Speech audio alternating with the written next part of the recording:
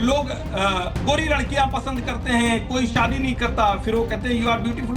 मनुस्मृति कुछ लोग सिगरेट से जला रहे थे, कुछ लोग उसको जूतों के नीचे रख रहे थे, तो मुझे समझ में नहीं आया कि आखिर इस एक पुस्तक में ऐसा क्या है कि ऐसा कर रहे हैं। मगर पूजा त्रिपाठी जी, एक बड़ा सीधा सवाल कर रहा हूं, आपकी मर्जी हो तो जवाब दीजिएगा, आपकी मर्जी ना हो तो जवाब मत दीजिएगा। हो सकता है ये सवाल मेरा व्यक्तिगत आपको लगे।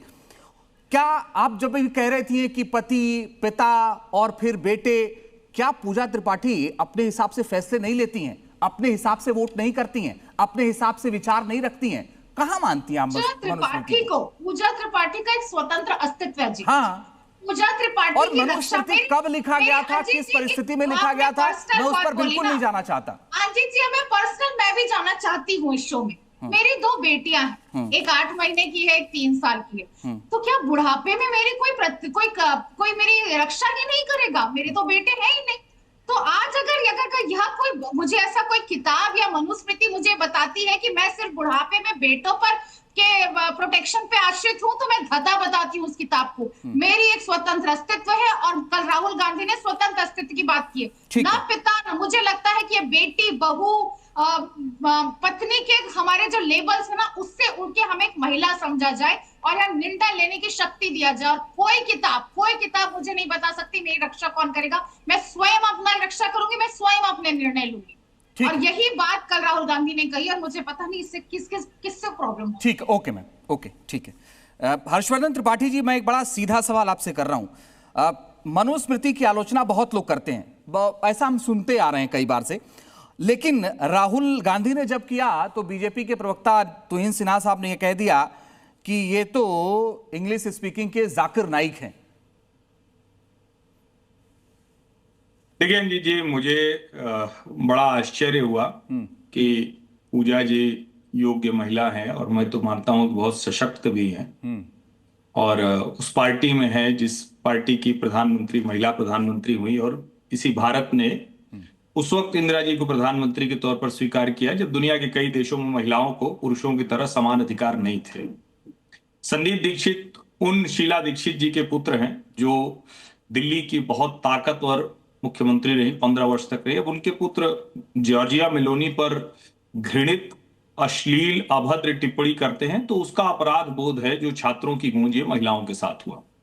लेकिन चूंकि मनुस्मृति की बात हो रही है, तो मैं कई बार टीवी बहस में बता चुका हूं, 5 वर्ष पूर्व मैंने ये पहली बार मनुस्मृति पढ़ी। मनुस्मृति में जानता भी नहीं था मैं, मतलब जो जाति के लिहाज से, चूंकि संविधान में भी जातियां उस तरह से भले न हो, लेकिन जाति जाति होती, तो मेरे नाम के आगे त्रिपाठी लगा, मैं भी ब्राह्मण हूं। मैंने तो कभी अपने घर में मनुस्मृति से देखा ही नहीं कि कुछ होता, कोई जानता भी नहीं था। 5 वर्ष पूर्व मैंने मंगाई, जब मनुस्मृति कुछ लोग सिगरेट से जला रहे थे, कुछ लोग उसको जूतों के नीचे रख रहे थे, तो मुझे समझ में नहीं आया कि आखिर इस एक पुस्तक में ऐसा क्या है कि ऐसा कर रहे हैं। अब उसी का एक श्लोक है, उपाध्यायान दशाचार्य आचार्याणाम शतम पिता सहस्रम तु पितृन माता गौरवेणाति रिच्यते। इसका मतलब क्या हुआ? एक आचार्य 10 उपाध्यायों से बढ़कर है, पिता 100 आचार्यों से बढ़कर है, लेकिन माता हजारों पिताओं से बढ़कर है। मनुस्मृति का श्लोक है। कमाल ये कि राहुल गांधी जैसे, जिसको कहते हैं ना कि दृष्टि दोष के शिकार, एक और मैं पढ़ देता हूं श्लोक, जिससे कि मनुस्मृति अच्छे से लोगों को समझ में आए। और मनुस्मृति बहुत शानदार ग्रंथ है, उसको अंग्रेजों ने अलग अलग तरीके से भ्रष्ट किया। असली मनुस्मृति किसको पता होगी जी?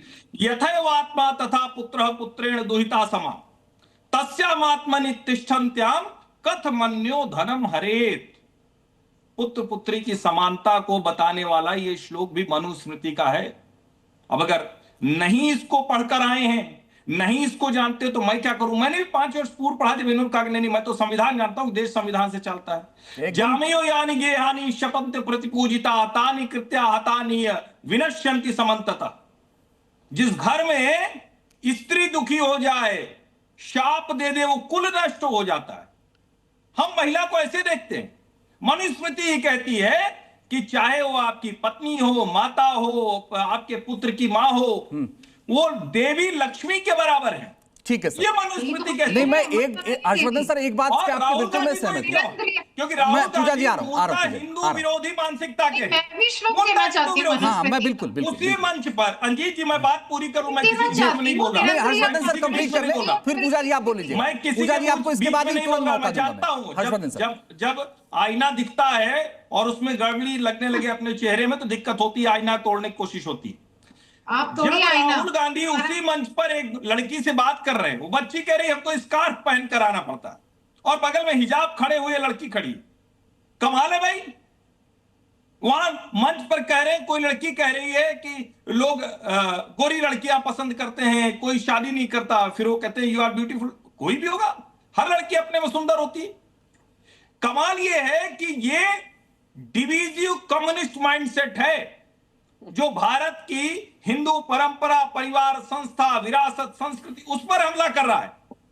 और मैं फिर कह रहा हूं, इंदिरा गांधी और शीला दीक्षित दो बड़े उदाहरण मैंने जानबूझकर ठीक है दिए। Sir, okay sir. मैं सुषमा स्वराज का भी उदाहरण दे सकता था, द्रौपदी मुर्मू का भी दे सकता हूं, जितने बड़े बड़े नेता हैं, निर्मला सीतारमण देश की वित्त मंत्री, ठीक है सर। और सोनिया जी जब तक पार्टी चलाती नहीं, कांग्रेस क्या सशक्त पार्टी। ठीक है सर, ओके। राहुल जी के हाथ में पूजा जी कुछ जवाब कुछ कहना चाह रही हैं, राहुल जी ने मैं सर उनकी बात सुनूं फिर आपके पास आ जाऊंगा। जो राहुल जी ने यू आर ब्यूटीफुल वाली बात की, अच्छी बात है। हर्षवर्धन जी ने नोट की, उस लड़की की बात नोट की कि नहीं जिसने कहा कि बस भरी होती है तो टच करने से डर लगता है कि लड़के टच करेंगे, बस खाली होती है तो अपनी सेफ्टी के लिए डर लगता है। इस बात को नोट किए नहीं। और राहुल जी तो हिजाब के अगेंस्ट भी बोलेंगे, तो जब आप बात करते हैं मनुस्मृति की, तो मैं भी कोट करना चाहूंगी। मनुस्मृति में अध्याय 9 श्लोक 18 में लिखा है हर्षवर्धन जी कि निरंतर दिया मंत्राश्च स्त्री यौनमति स्थिति, स्त्रियों को वेद पढ़ने या धार्मिक अनुष्ठान करने का अधिकार नहीं है क्योंकि स्त्रियां तो अमंत्रक होती हैं। ये तो मनुस्मृति कह रहा है, क्योंकि स्त्रियां तो